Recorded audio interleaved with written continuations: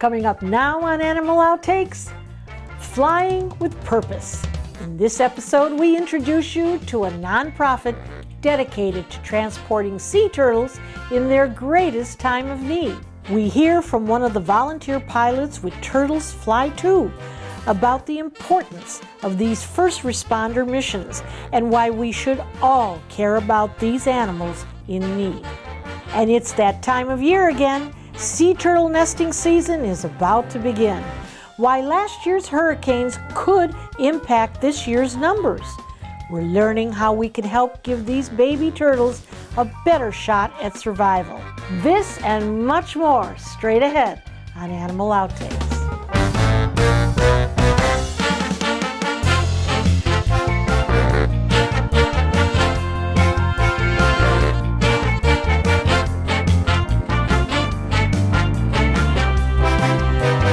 Some call it a privilege to be able to take part in preserving a species. In the many years that we've been on air with Animal Outtakes, we've done several stories on sea turtles. From hatchlings to rehabilitation, we covered the gamut. But for the first time, we were able to meet up with a few very special people. They volunteer for an organization called Turtles Fly Too. It's an Idaho-based nonprofit with a mission to facilitate the use of general aviation to transport endangered species. They also work hard to promote conservation through education and outreach. Founder and president Leslie Weinstein spent his youth wandering along the beaches in Florida. As a child, he would protect turtle eggs from beachgoers who'd vandalize nests for sport. He'd find ways to hide them in hopes that they'd be able to survive. Decades later, after a successful career as a founder of a company called TrueLock, he's immersed himself in conservation. I want you guys to look at me and say, "We love turtles." Behind the scenes, in a time zone several hours behind us here in Florida. Really loud.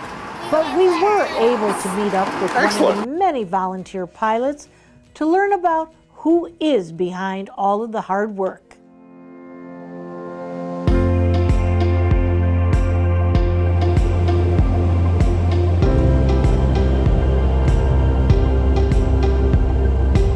We are the only aviation-based endangered species transport. You obviously have lots of pilots that are flying with a purpose, and they're flying dogs, cats, and birds and other things like that from hurricanes, from floods, from tornado zones. But in terms of endangered species and the efficiency of aircraft and the fact that we have multiple aircrafts that can be used, that's where we provide a service that no one else can.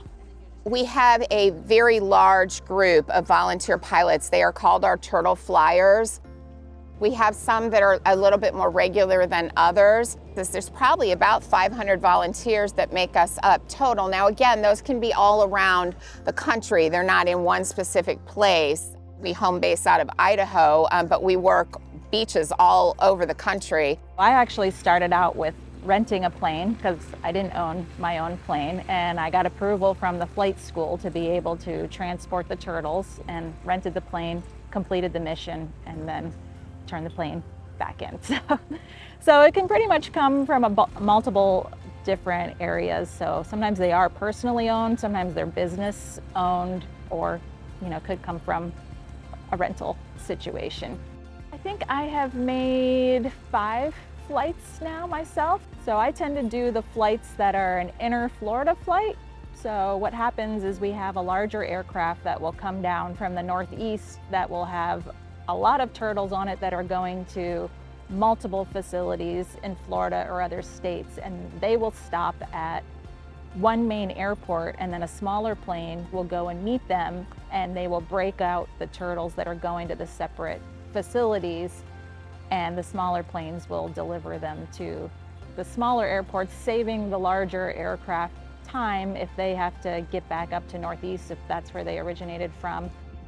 We come into play after triage, basically. So when they've been triaged and evaluated and it's known what they need at that point, Turtles Fly 2 comes into play as the next piece of transport. One of the big things we do is cold stun. We will start like in New England, partnering with the New England Aquarium most often and bring cold stuns by the hundreds. We'll bring those down, and a lot of those will come to Florida. Now they do go to aquariums all over the country, but Florida plays a key piece in it because a lot of the releases will happen here, and that's because after a cold stun has rehabbed and is healthy and healed and strong and ready to swim again in its natural habitat, the water temperature is so important where we release them. And so we have limited areas where we do that, and especially if our timeline is the cold stuns may start happening October, November, December, January.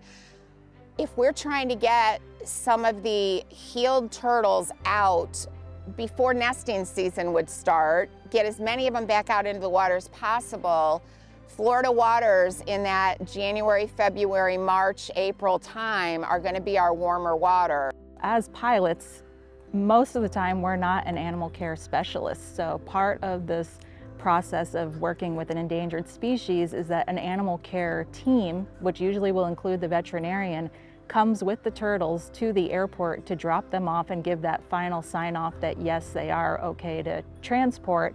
And then on the receiving end, there's also the animal care team and an associated veterinarian that is there to give an initial workup of the turtles as soon as they came in to see how they are doing and make sure they're still okay, or if not, they have medical supplies usually in their vehicle to start doing some sort of workup with them. This process usually starts a couple of weeks before the turtles will need to be transported, because they also have to get veterinary clearance to be able to be transported. So they have to reach a certain stage in their medical care that shows that they are healthy enough to be transported, even if they are still considered critically ill. And then once that timeline starts, it doesn't last forever. There's only a window that approval is good for. So that's when all the permitting starts to happen behind the scenes, figuring out how many turtles are being transported, and then getting a pilot and aircraft to be able to conduct the flight.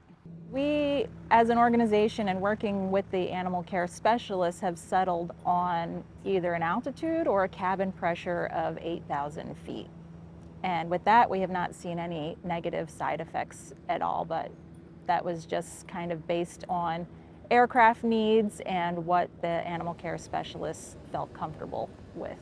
As we have gained our reputation over the years, we are now expanding the species that we are transporting. You know, it's more than just turtles. Even though our name is Turtles Fly 2, we have expanded to transporting other animals for the animal care facilities, including like penguins or baby sea otters. I mean, it's just some really cool, unique things that you don't often get to have this experience with.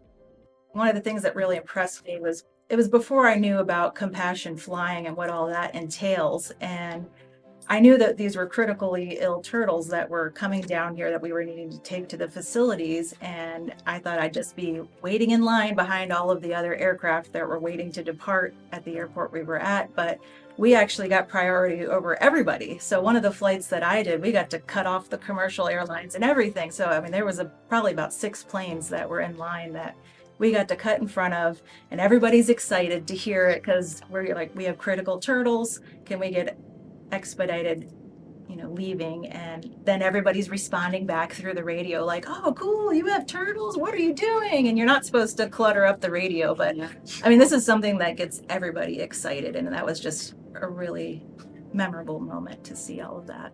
Is people passionate about helping nature get back to its natural habitat safely and with less stress, which is what the aviation piece offers.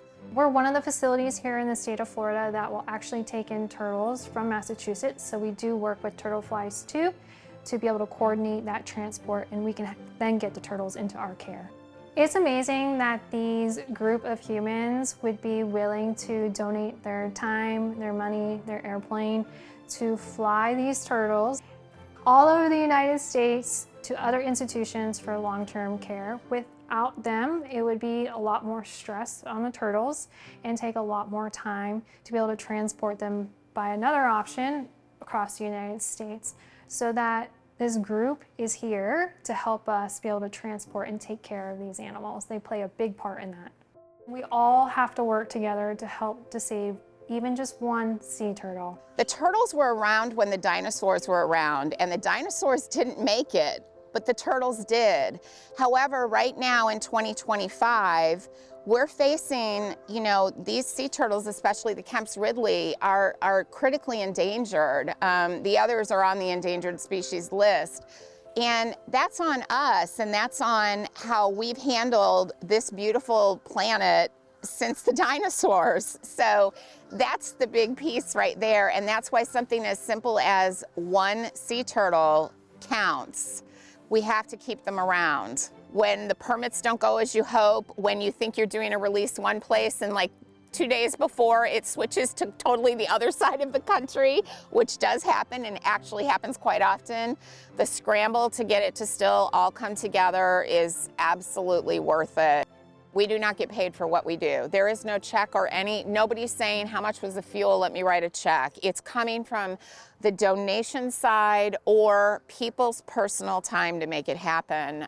Because it's already a privilege to be able to be a pilot, let alone fly an endangered species, and one, when it comes to the Kemp's Ridleys, is considered critically endangered. So to know that you've done some part in helping preserve this species, it's a real feel-good mission.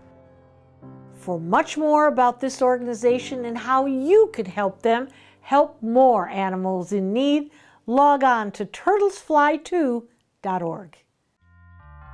Coming up next on Animal Outtakes, a look at those who rehab the turtles throughout Florida. And later in the show, a new nesting season is about to begin. How last year's storms could impact this year's babies. Find out what simple tasks can be done to try and keep hatchlings alive. Looking to get away for a few days, but nervous to leave your furry friend? Leave your worries behind. At Dante's Den, we offer safe and secure boarding options for your dog or cat. We know your pet is part of the family, so we provide a comfortable environment with experienced caregivers who offer personalized attention. We have a fully equipped medical facility, spacious accommodations, daily activities like swimming and agility, and staff is on site 24/7. Log on to dantesden.org for reservations. As the warmer weather continues its approach to many of us here along the east coast of the U.S., the number of cold, stunned turtles obviously declines, but there is still a need for sea turtle rescue and rehab throughout the year. Everything from garbage in our waters to red tide to boat strikes can injure these animals. Here's a look at some of who's always on shift to help these turtles and what they do to make a difference for the futures of these indicator species. Here at the Florida Aquarium Sea Turtle Rehabilitation Center, we'll take in sick and injured sea turtles, and then our ultimate goal is to release these guys back out into the wild. So each one of our sea turtle patients that come through here is treated like an individual. They'll get their own medical care plan, their own nutritional plan, whatever that patient needs. We will make sure that we facilitate that for them so we can get to that end goal. Sea turtles are endangered species. They can be anywhere from threatened to critically endangered, depending on what species of sea turtles it is. And so for each one of our patients that come through our rehab center, again, we do treat them as individuals, so they get that own medical care plan. So just like if you were to have a dog or a cat, you take them to the veterinary hospital and then they get whatever medical needs addressed, we can do the exact same thing for our sea turtle patients. With sea turtles being an endangered species, they are heavily regulated by other agencies. So we work with Fish and Wildlife, or FWC, and there is certain regulations that go into play, making sure that we have the appropriate space, and pool space, water quality, and everything that needs to go into taking care of these animals to provide them that top-notch care. And so with each one of our patients, if they're sick and they have pneumonia, we'll make sure that we tailor our medical care plane to that specific patient. If they have blood and if they have bacteria in their blood, we can blood culture them and we can tailor everything that's specifically to that turtle. My favorite part of the job for the medical husband and the veterinary side that we deal with is when these guys come in and they're super sick and debilitated and lifeless on the table, and then you figure out a medical care plan for them to make them feel better, and you see that evolution of them just blossoming into their own little personalities, and you get them to that point where they're healthy and they're thriving and ready for release, and then you get to release that animal back out into the wild knowing that you made a difference in that animal's life and the population is just very fulfilling. And then the second piece that I really enjoy about my job is our deep dive trials that we facilitate here in our program. So we're one of the only institutions in the state of Florida that have a deep dive trial program and a deep dive pool. So it's 11 foot in depth, and we've taken in cases all over the state of Florida for many different reasons, whether it's buoyancy or if they're missing flippers, visual issues, and our ultimate goal is to truly assess if they can be a turtle or not. So sometimes we'll build turtle jungle gyms for them, and we can assess, can they navigate, move around, can they go underneath different enrichment items that we build, and it will give us a great idea of how that turtle might potentially do out in the wild. And so when you have a turtle come in and it's a critical decision on whether or not the animal will get released or get rehomed to another institution, and all that turtle needs is just some time to build confidence, and we can work with that turtle within reason. We can work with them to build that confidence, and you see that happen, and that turtle being able to get released because of the effort that we put into that turtle while they were here is huge. We are at Loggerhead Marine Life Center, which is an ocean conservation center dedicated to the rehabilitation, research, and conservation of sea turtles. We do a lot of diagnostic testing, so blood work and x-rays and even CAT scans, sort of like you see behind me, and that gives us a very good idea of exactly what's going wrong with these turtles and what we need to do to fix that and get them back on the right track to health again. On average, we see over 2,000 sea turtles every year, and actually our release rate is very high. It's about 72% for the year. Last year at least, that was our statistics. I have a team of 4 veterinary technicians, as well as amazing animal care people and over 200 active volunteers who are all helping us in these efforts. And that makes a huge difference because some of these turtles need people with them around the clock. If they're in the intensive care unit, sometimes they need somebody who's going to be right there with them, adjusting as they need it. And that kind of care really makes a difference.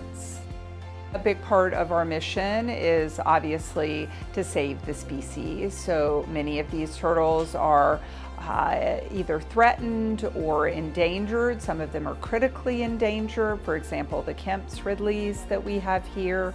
And so we really want to do everything we can to try to get those numbers back up, particularly with all of the challenges that our ocean-going animals are facing these days with climate change and pollution, particularly plastics pollution. Over 95% of our babies who come back, so we call those washbacks, so they made it out to the ocean, but then they're coming back to the beach.